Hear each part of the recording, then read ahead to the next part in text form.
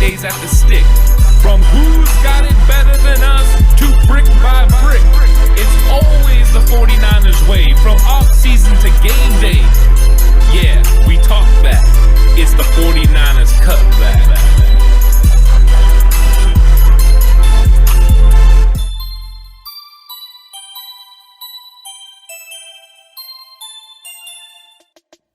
It's 49ers Cutback Podcast time, and we are going to be talking about receivers in the NFL Draft.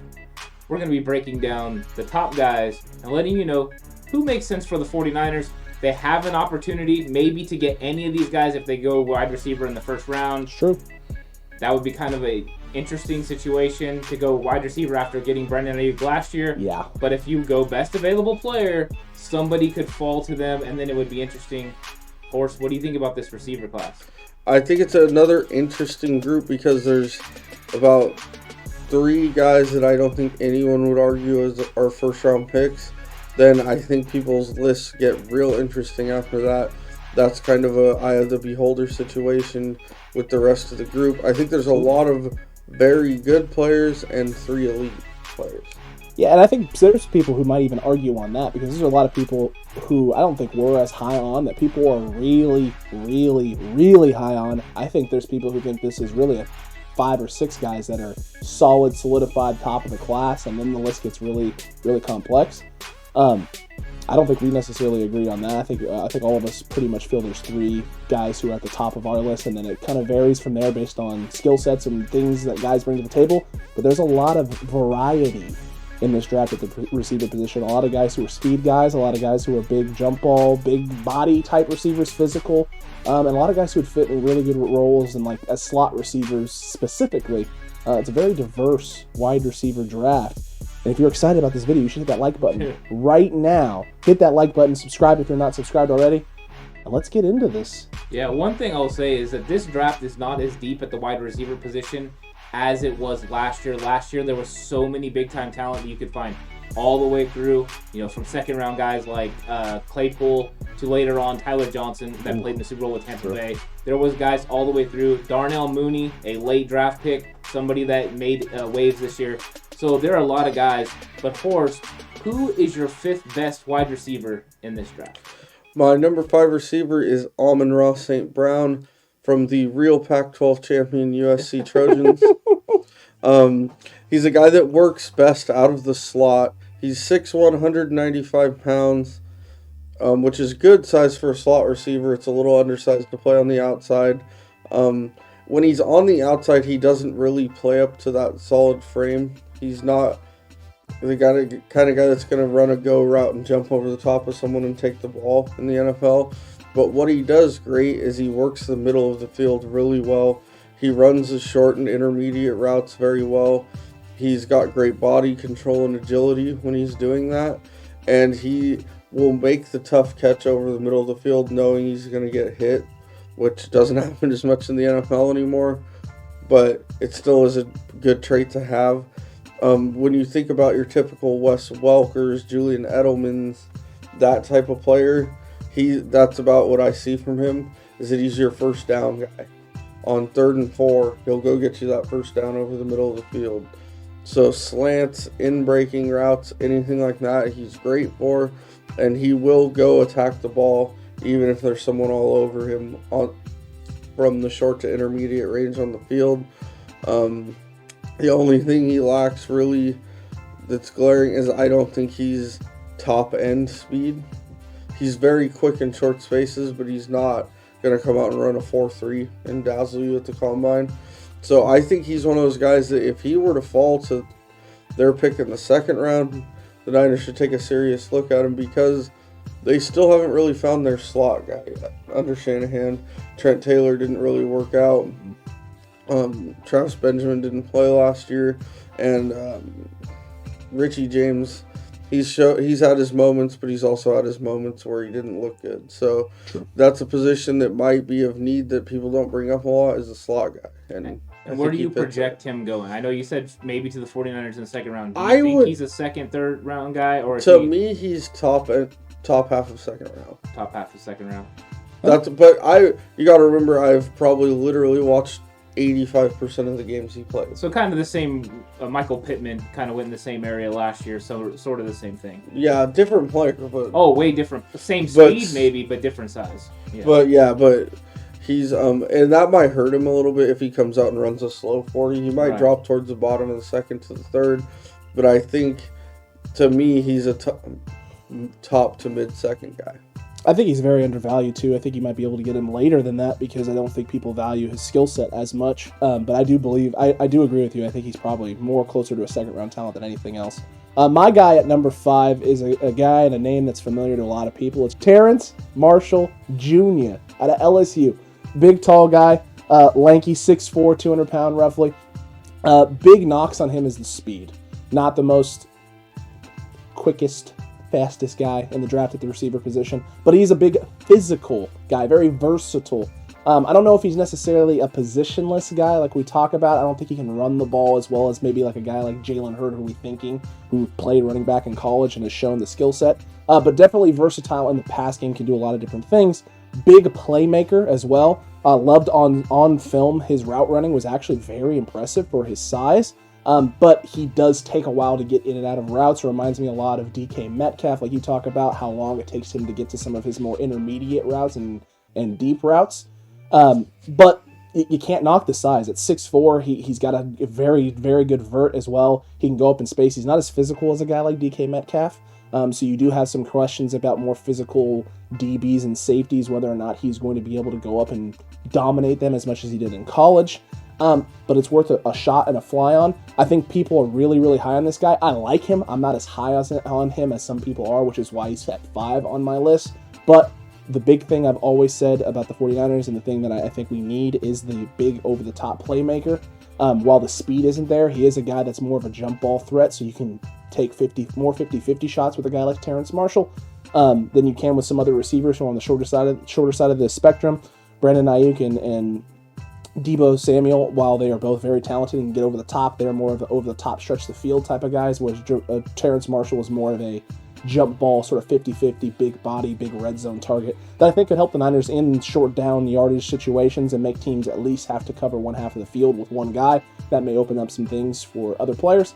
So I think he could be a versatile weapon in the offense, but he's not a guy that I would take before round 2. I would definitely be looking middle of the second round later for a guy like Terence Marshall. I think, honestly, there's a better chance that Amon-Ra St. Brown is a better fit in the offense because he's a slot position guy, like Horst said. But Terence Marshall could definitely be a weapon if they think they don't have to go the slot receiver route, that they could get a little bit later in that draft, second round, maybe early third round for Terence Marshall. If he's going any earlier than that, and I think he will because I think people are very, very high on him, don't pull the trigger on this guy at all. If he's sitting there at 12 and he's the guy there, I think you just trade back, let someone come up and grab him if they want him, if there's nothing else available, but I highly doubt that'll be the case at 12 for the 49ers. Yeah, I don't think he's going to go in the first round. In fact, if he would have came out last year, then he would have been a third to fourth round, probably fourth round pick. A lot of guys were way more talented than him last year. Yeah. He is a big body, you're right, and he's a good player, but I just don't see any dynamics to him. I mean, he's just a possession guy. I think Jawan Jennings for the 49ers probably serves the same sort of purpose. Yeah. Like you mentioned, Jalen Hurd is probably the best option if he's healthy. Well, you never know. My number 5 guy is Marquez Stevenson from Houston. This guy is all about speed. This guy is all about stretching the field. And we keep talking about the 49ers needing to add somebody that can stretch the field vertically. Of course, they have Brandon Ayuk, but he's not exactly the speed burner down the field that I think that they're looking for, because they've always had like the Marquise Goodwin. They signed Travis Benjamin. They're looking for that guy to stretch the field. They could have options in free agency, which if they address it, or even if Travis Benjamin's the answer, then they probably wouldn't go this route in the draft. But if not, they could add a young guy with a lot of talent. He's got a lot of confidence. He gets down the field really good, and he's good at catching the ball full speed and making the run after the catch, which they love. They love guys, Deebo Samuel, Brandon Ayuk, that can catch it going full speed. That's the Jerry Rice, John Taylor, catch it full speed and, 5-yard slant, take it to the house. This guy has that dynamic play, ability. I think he could be an answer for the 49ers in the second round if they were looking for something dynamic to stretch the field. So we'll see what they do. This guy, though, he does pop on film. I was battling between him and another guy, and I ended up going with him because he's just, the playmaking ability is just too much. I think he's going to be dynamic on somebody's team. Hopefully he gets the right fit because I think he could be an impact player in the NFL. Big time.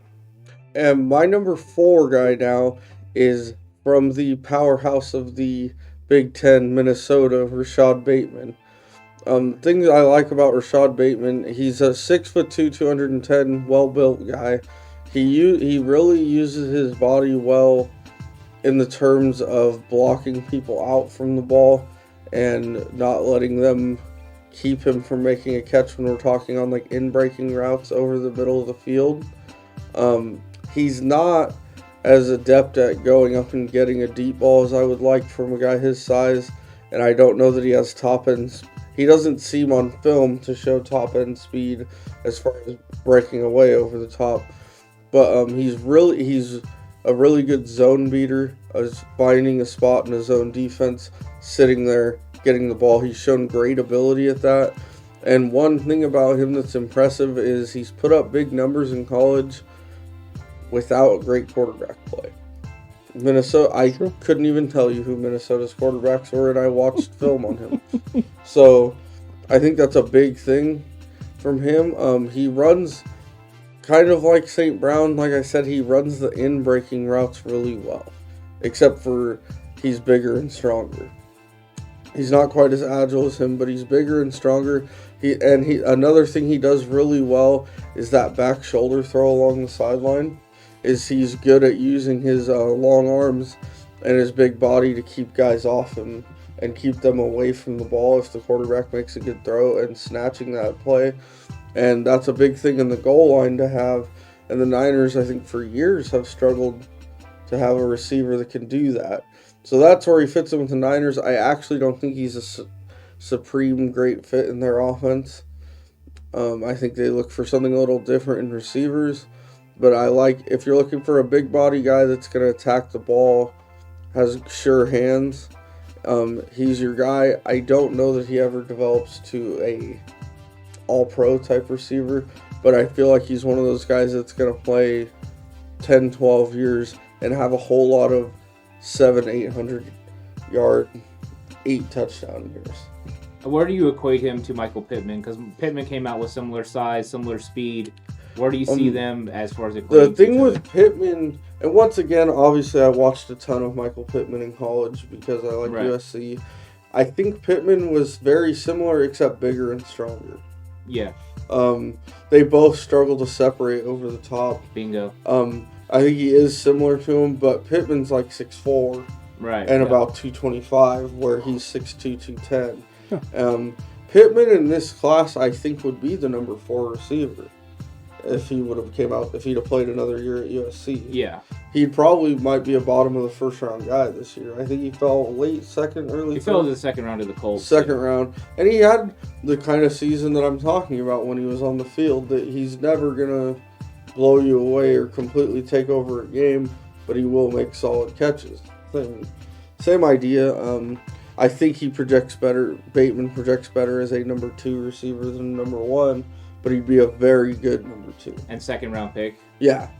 Well, I mean, yeah, I could see that absolutely. My guy at 4 is a guy that you talked about already, Anthony. Mr. Marquez Stevenson. Marquis. Okay. I think he is actually one of the better receivers in this draft, and I think he's probably on tape. Like you said, he pops on tape, but based on the tape that I watched of him, he seems like the perfect fit in the offense. I think that he's kind of he reminds me a lot of Percy Harvin at the University of Florida. I have it down here in my notes. Percy Harvin-esque skill sets with Tyreek Hill-ish speed. Ish being the key factor there. Yeah, I don't think he's going to hit 4.2. He's not going to hit 4.2, but he is a guy who's running in the low 4.4s, even high 4.3s. Probably. That's still high-end speed for this guy. I think he's the most undervalued player in the draft, bar none.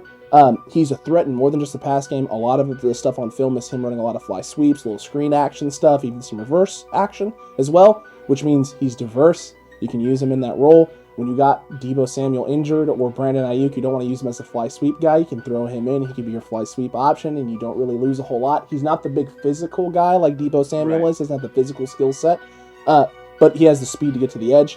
The big concerns with him are injuries. He has had an injury-plagued college career. from collarbone in 2016, his ACL in 2017, and this year in 2020, the ankle injury that kept him out of about 4 games. Level of competition, obviously, the University of Houston is always a concern with those secondaries and the type of talent you're playing at the DB and safety position.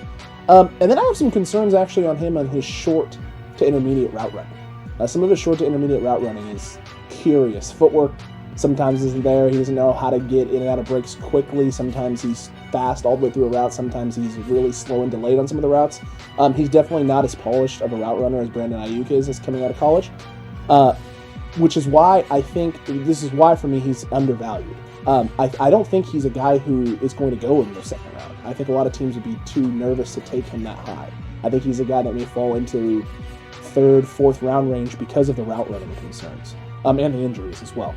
So I think the Niners could get a guy like this in the 3rd or 4th round, and I think it would be a steal in the 3rd or 4th round, getting him into Kyle Shanahan's offense, because you wouldn't need him to be a big elite route runner. You would just need him to stretch the field right now, be a decoy option, or even an option on fly sweeps and jet sweep actions.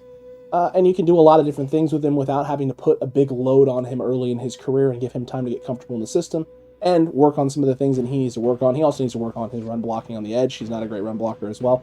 So he's got a lot. I think he has one of the higher ceilings for guys in the draft, but he has a lot of room to grow as well. So if you can get him late, I think he's a perfect fit in this offense. I think Shanahan can do a lot with him. So you're projecting him like the 3rd or 4th round? 3rd or 4th round, somewhere in there. Yeah, I see somebody, looking at his speed, and I think it's going to be considered elite speed, and they're going to jump on him and think, oh, this guy could be some sort of dynamic player for us.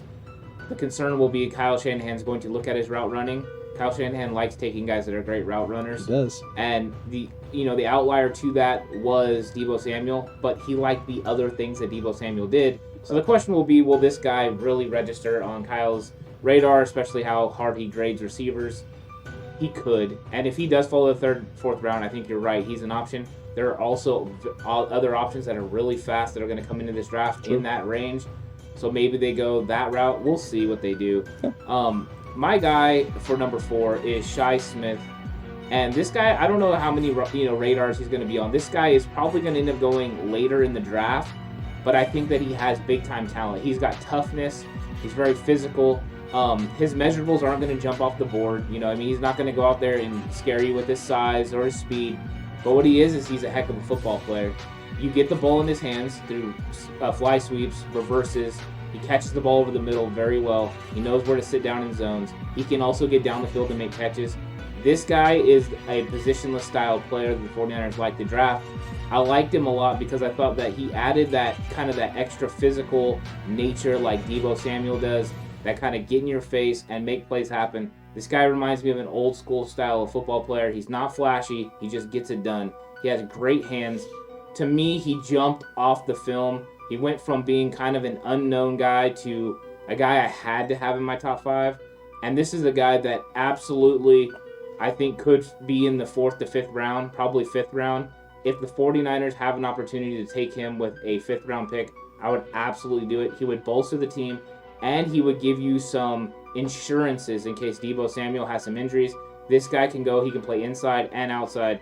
I think he would be a great, phenomenal fit for the 49ers, and that's why I would go ahead and draft this guy.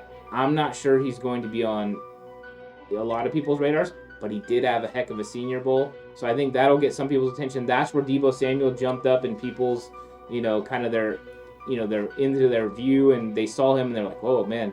So I think this guy will do the same thing, but I don't think he's going to have the meteoric rise that Deebo Samuel did. Probably not. So 4th or 5th round, probably 5th round.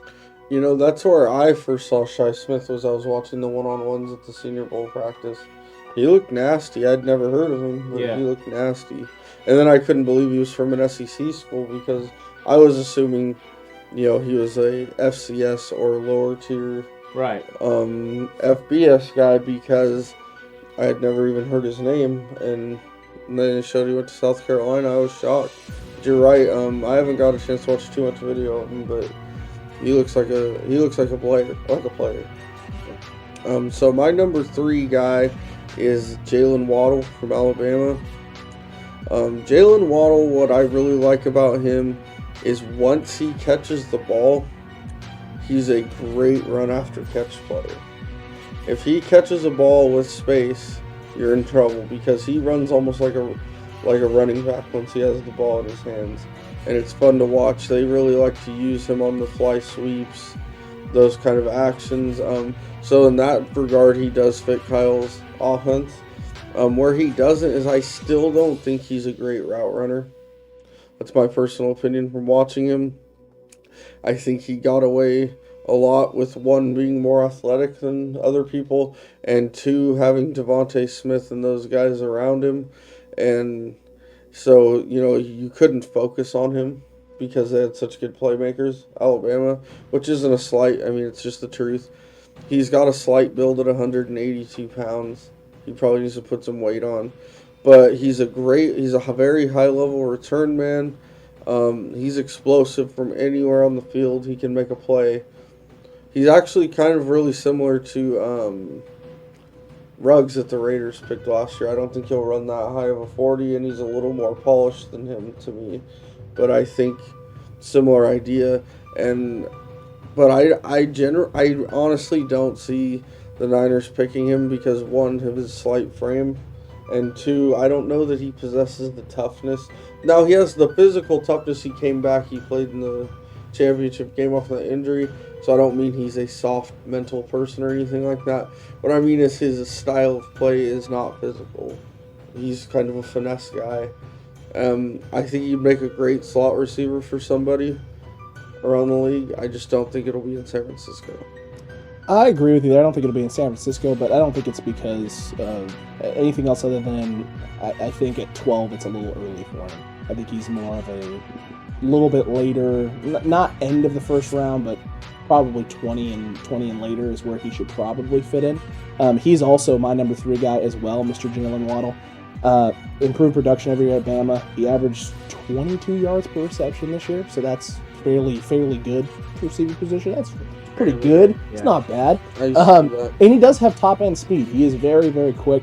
I don't think he's Marquez Stevenson quick, but he is quick. He's not quick. The big problem is with him, I think that doesn't help his stock at all, is the Tyreek Hill comparison.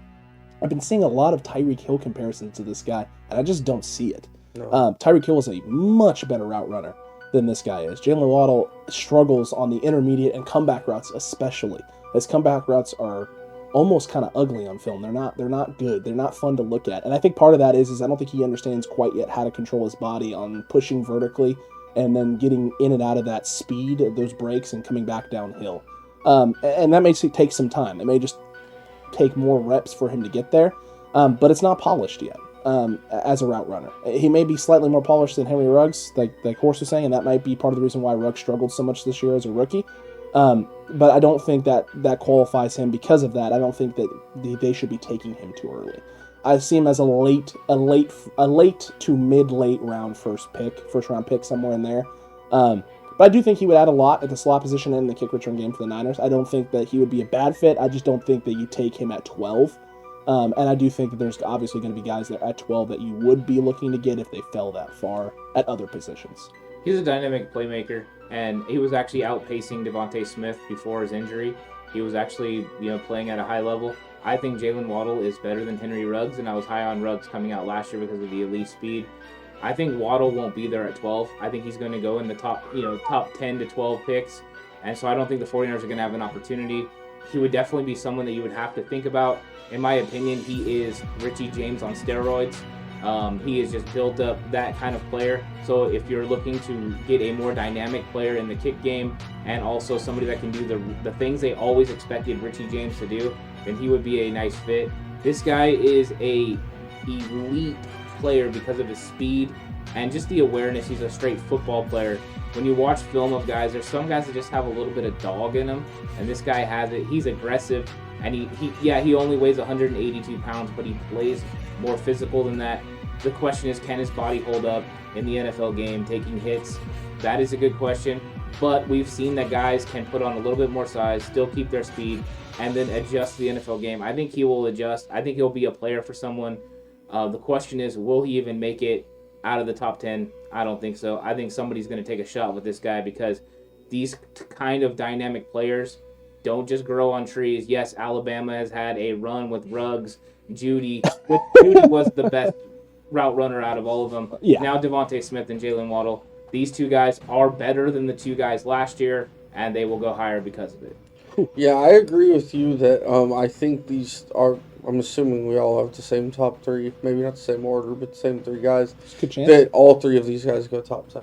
I agree, because I think that this is an open league looking for playmakers. Yep. And guys that can do a lot, and all three of them kind of fit that bill. Do you guys think there's any chance the Jets may take one of these guys at 2? No. You think that if they're going to take a receiver, they would trade back? Yeah. Okay. If they don't take a quarterback and they don't take Penei Sewell, I'd be fighting him. Well, if you're at 2 and you're not going to take a quarterback, you trade back, let somebody come up, even if you don't get a huge, haul for it. You'll get something. Yes, and I just think that there's too much value there to take the receiver. That would be kind of not intelligent, in my opinion. Atlanta would love to move up. Some of these teams to get a quarterback. I also don't think either would be very Robert Saleh of them. I think the smartest thing would, if they're sold on a quarterback, take the quarterback. If not, trade back, build your defense for the future. Smart. Yeah. Smart play. All right, so my number 2 guy is the Heisman winner, Devonte Smith from Alabama. He's another guy that's explosive. He's a threat from anywhere on the field, any type of way he touches the ball. He can take it to the house at any time. To be honest, Jaylen Waddle getting hurt probably won him the Heisman because they had to focus on him more and get him the ball more. If you watch him, I don't know that he's the best route runner, but he's a good one. I don't know that he's the fastest guy, but he's one of the couple top fastest guys. He's good at a lot of things, and he just always seemed to be open when he would get the ball thrown to him. He can definitely stretch the top off a defense. He can also stretch it horizontally with drag routes or even fly sweep stuff behind the line of scrimmage. He's very sure-handed. You don't see him drop balls. He's got big, strong hands for how light of a person he is, which may be his only detriment. Is he's only listed at 175 pounds, which is pretty small for an NFL player. And I was a little shocked to learn he was 6'1". I thought he was a little bit shorter than that. I was thinking more 5'11"-ish when watching him play. He doesn't really go up and get the ball that much, but then again, he didn't have to at Alabama. Because of, like I said, he was always open. That's true. So I can't really knock him for that when he's just running by people and doesn't have to attack the ball like that. Right. So that would be maybe my concern is his size, strength, and ability to go take a ball from someone. But as far as taking a ball from someone, he didn't really have to do it because he was so talented and on such a great team. So I think he's a guy that would make any team better. These top 2 guys, I would definitely take if I was the Niners, and for some reason either of them fell to 12 because they're game-changing threats in the pass game. Yeah, absolutely. I don't think there's any question on that. My number 2 may shock some people because I'm going to actually throw in Mr. Jamar Chase at 2, not Devonte Smith. I think a lot of people would be... Jamar Chase Jr. Oh, Jamar Chase Jr. I did it again. But you said he's a pure number 1. But I fixed it. But he's a pure number 1, but you have him 2. Okay, there. All right, then. Jamar Chase out of LSU. He's the breakout star of 2019 other than Joe Burrow himself. Kind of came out of nowhere and just blew up in that passing game. I know they had a lot of threats, but he was kind of the guy on tape who stood out the most other than, I think, Justin Jefferson at the receiver position for LSU. He's probably the most complete wideout in the draft. One of the best blockers out in space. One of the best route runners. Run after catch especially as well. He's fantastic. He's phenomenal. Elite speed. And he doesn't play like a guy who's about 6 feet tall. He doesn't look like it on film. You feel like he's a much bigger presence out there on the field. He doesn't play small. He plays big. My concerns with him are only the 1 year of really great tape on him that's out there, and having not played in 2019, and really haven't seen much of him at all in 2020. No workouts, no nothing. I don't know how much improvement there's been. Some people, when you don't have the game, when you're not invested in the game, sometimes you don't put in as much work, or you drop off a little bit, or you take a little bit too much time off, and then you have to get some stuff back, and you lose some stuff in the process. You don't lose it forever, but you lose it and have to try and get it back. And if that's the case, there's always questions on work ethic and things like that. I don't think there's any work ethic questions with Jamar Chase, but I think a whole year off, it doesn't hurt him, but it also doesn't help him in his status. And I think there's another guy who Horst already brought up that I thought did enough for me on tape this year and at Bama that kind of threw him up a little bit higher than I normally would put him. I think if Jamar Chase had just played a few games this year and been like, all right, cool, I got some more tape for this year and I'm done, I think I probably would have kept him at 1. Just that year off for me, it just brings some questions to my mind of, did he clean up some of the things that he may need to clean up, some of the jump ball issues, some of the shorter route issues. But other than that, there's really not any questions whether this guy's an elite talent or not. He is easily one of the best receivers in the draft, if not one of the best players in this draft. And if by some miracle he landed at 12, I don't even think John Lynch picks up the phone. I think everyone just already knows, hey, we're taking him at that spot. Yeah, I don't think that he's going to get past 7. I think he will go in the top 7 picks. My number 2 guy is Devonte Smith, just like Horst. I think this guy is a dynamic player. He has all the skills that you need for a playmaker, and that's what you really want. Catching the ball, out in the flat, and then making guys miss and scoring touchdowns. He's a game changer, and that's the kind of guy you want to get in the top 10 picks. He will go in the top 10 picks because he is a legit stud. Him and the guy you just talked about, Jamar Chase, broke the SEC record for touchdowns in a season. That's a crazy stat. I think that this guy right here will make an impact day one. If I was the Dolphins and he made it to me, I would take him 100%, put him back with Tua and give him Tua an opportunity to make plays. This guy can add to your offense. He does all the things that you want him to do. He does the Tyreek Hill type of things.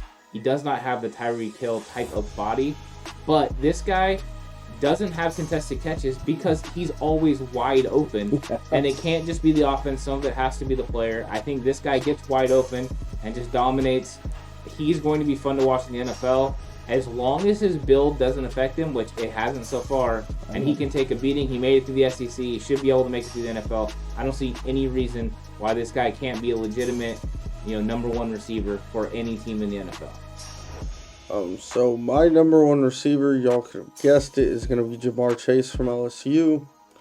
And for the people that want to scream through the TV at me about how great Devonte Smith was this year, here real quick is why I picked Jamar Chase. 1, if we're talking grading wide receivers, not athleticism, Jamar Chase, if you were talking typical, line someone up at X or Z and run a route and beat a corner one-on-one, Jamar Chase is better at that.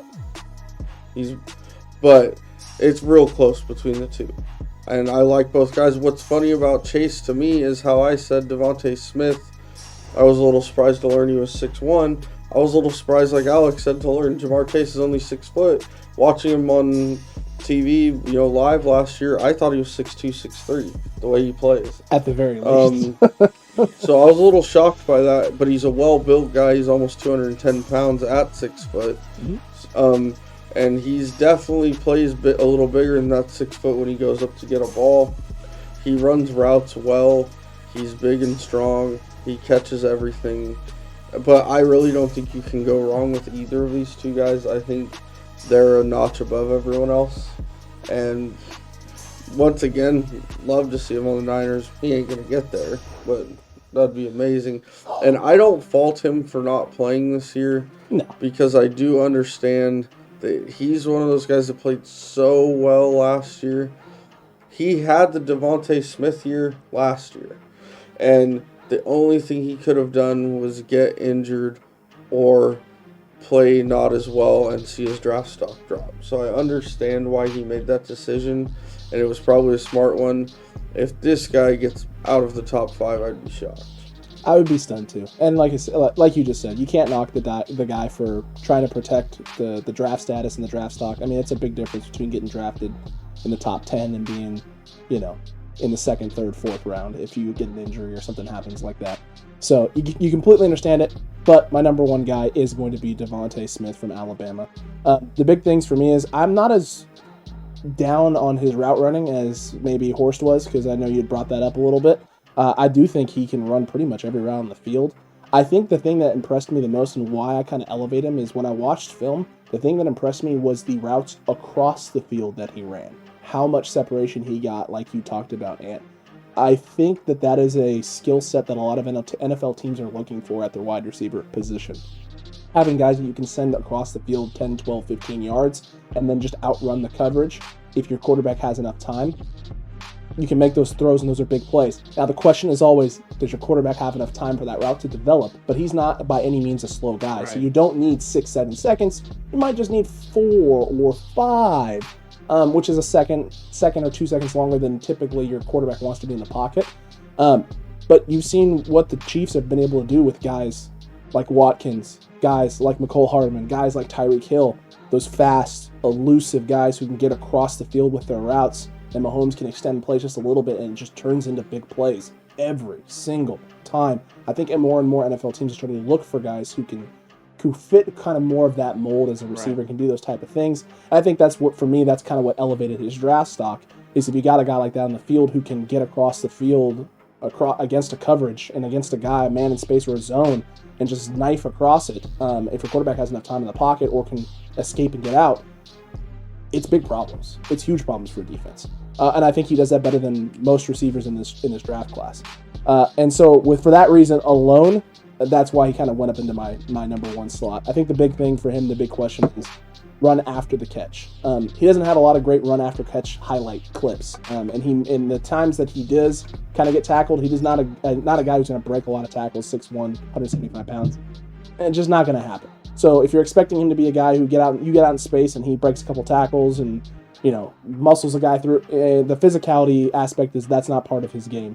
It's the speed, it's the route running, it's creating separation, it's getting past second level to make plays, and then creating space in short yardage situations where you have him run a 3-yard drag, and he's able to get 2 or 3 yards of separation from the linebacker or from the nickel corner, and is able to get that extra 3 or 4 yards to get that first down because he's got the separation.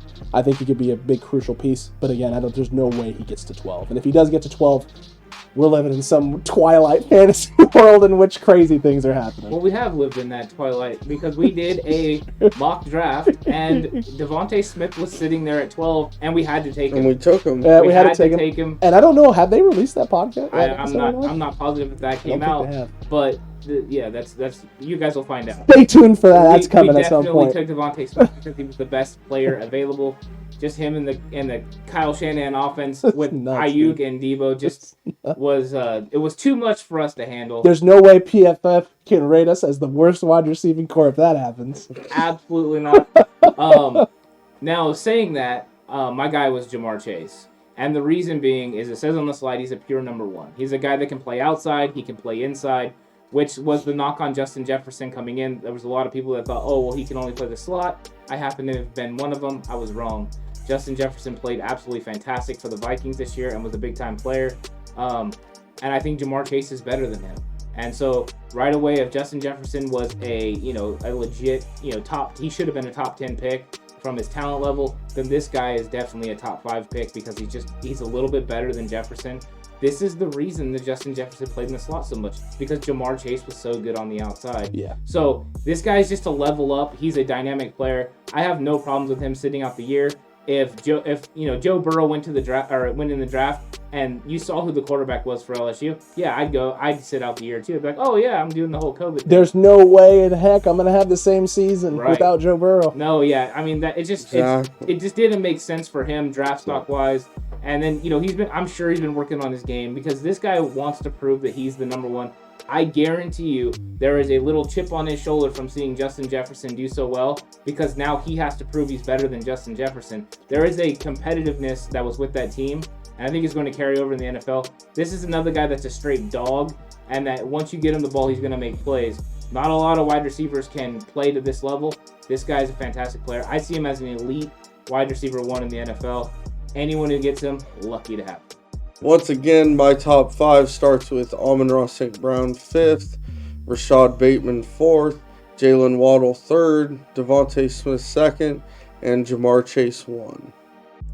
Yeah, I like that list a lot. It's a good list. The Bateman one too, especially. I think he's someone that not a lot of people know about. Related to Danny Bateman. Totally related to Danny Bateman. I don't think so. The guy that's just on my outside there, Cadarius Tony. I'm going to stick with the theme of including somebody that I didn't include in my top 5 from Florida. Hey, Cadarius Tony. Now, I watched film of Cadarius Tony. Okay. And to me, he didn't pop as much as I expected from somebody that was supposed to be dynamic like him. Yes, that's part of the reason why he's not on my top 5. Right. He doesn't pop as much, and I don't know if that's because of Kyle Pitts' dominance in the vertical passing game, and so you don't see him as much running. Well, there's opportunities where maybe he's vertical and he's just Trask isn't going to him because you got Pitts down the seam. But it wasn't as impressive as I expected, especially with the type of speed that he has. So there's some concerns there. I'm sure that NFL teams will be doing a little more research into some of his game film and looking at some of the route running and just things of that nature to see if there's a problem or an issue there. But if there isn't, he's a guy who could easily jump into middle of the first round, late first round because of his speed. It is top notch. It just doesn't pop as much on film as it should. But Terence Marshall Jr., Marquez Stevenson, Jalen Waddle, Jamar Chase, Devonte Smith. That was my list. Again, very, very high on Mr. Marquez Stevenson. I think he might be one of the sleepers kind of to watch out for as one of the guys who may break out from this class and be one of the best receivers in this class. He does have a lot of things he has to work on. It's going to take him a few years probably to get to that point, but don't be surprised if he is a dark horse Rookie of the Year candidate in the NFL next season. Yeah, I can't wait for the sleepers episode where we can talk about guys that are going to go in the later rounds. Oh, yeah. Now, my top 5, of course, was Stevenson, the guy that you love, and then Shi Smith, who I'm very high on, and then I had this, kind of the same top 3 as you guys, a little bit different order at top, but Waddle, Smith, and Chase, and yeah, I think Shi Smith's the guy to watch. I'm 100% behind this guy. He's going to make somebody's football team better. He's gritty, and I love gritty. I love that. Little bit of extra he's got. And I got some guys in my dark horses that are going to come eventually. I have been doing extra study. I got guys. I was on Darnell Mooney last year. Ooh. Nobody was on Darnell Mooney besides me. Look at this guy name not no one, but you were on Chase Claypool. I was on Chase Claypool. He was my favorite player in the entire draft. He had kind of a big middle of the season there for the Pittsburgh Steelers. Chase Claypool had an excellent rookie season for them. Expanded role next year, probably with no Juju. So he's going to make more plays. He should probably shut up off the field. But other than that, yeah. What is up with Pittsburgh and guys who just can't keep it in the locker? I don't know. I don't understand. EGO is the problem. Oh, my Lord. He spelled something out. Y'all can figure it out in the comment section down below. But yeah, I mean, this is a wonderful ranking special. Mm-hmm. A lot of these guys I think could fit in well with the 49ers.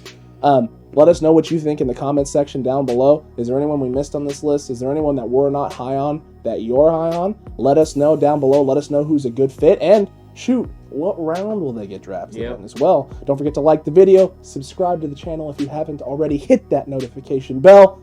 That way you're here and notified every single time we post videos.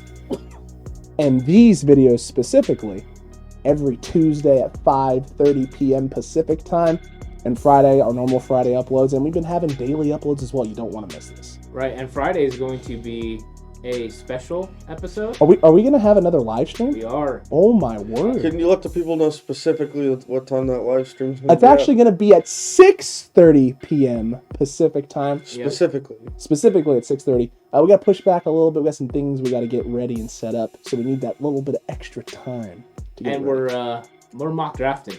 Oh, that's right. It is a mock draft. We are mock drafting. So you are going to know if the 49ers pick these guys. A little glimpse into the future. And Horst looks excited about it. I am. Super excited. He's already counting down the moments and the minutes and the seconds until we get to that point. He is. So make sure you're here on Friday. That's going to be fun. Will we take somebody? Will Horst fall asleep in the middle of the mock draft? Hope so. There's only one way to find out, and that's to be here. Right here. Don't sleep on us. Hit that subscribe button. Hit it. Absolutely. All right, guys. You know what time it is. Let's chalk another one up.